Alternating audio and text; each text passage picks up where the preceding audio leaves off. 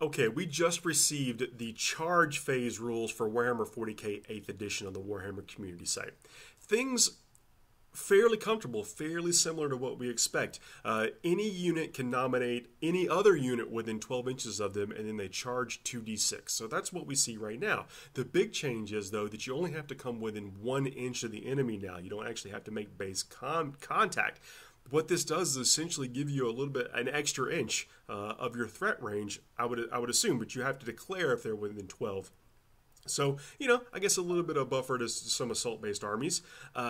Overwatch has been increased. You can now fire Overwatch as many times as you are afforded the opportunity to. So if you are able to repel the charge wave after wave of chargers, you can continue to fire. I'm sure that this will be a real big benefit to some armies, whereas some other armies, may not matter as much. But I think that's one of the kind of the nice old layers of building into the game. A firing line could potentially repel several waves of chargers, but when the chargers get up there, hopefully it's going to be more deadly. We don't have the fight rules yet, but I like this idea of the extra 1 inch of threat there.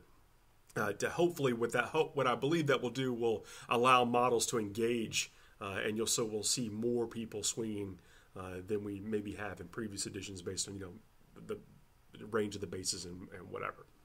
So any unit may select any other unit within 12 inches.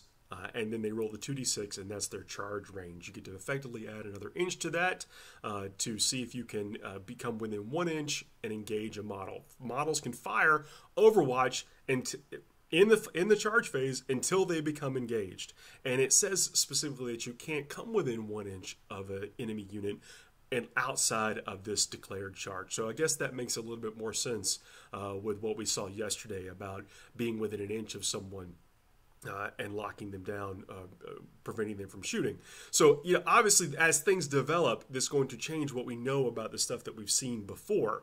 So this is going to be kind of interesting to follow along with. This is where I think we're starting to see some of the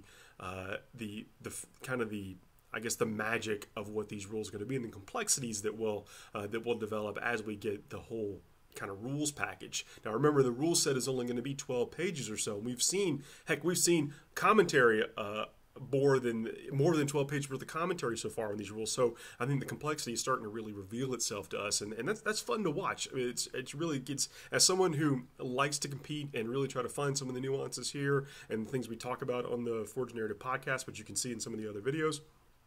Or listen on iTunes. This is what we spend a lot of time doing. So having that still be present in the rules is really appealing, and I'm glad it's there, that we can see it even with just the snippets we've got so far. We're going to get the fight phase soon. We don't have that yet, so we don't know exactly how deadly some of this stuff is going to be, but it seems like the way we're going is through a path of a lot of things getting to act and do things, which is cool. That's what you want. You want all your little toys doing stuff. Anyway, thanks for listening, guys. Please comment down below if this is something you like, you have questions, or if you have more info or whatever. We want to hear it. This is stuff we like talking about. Anyway, thanks. See you soon.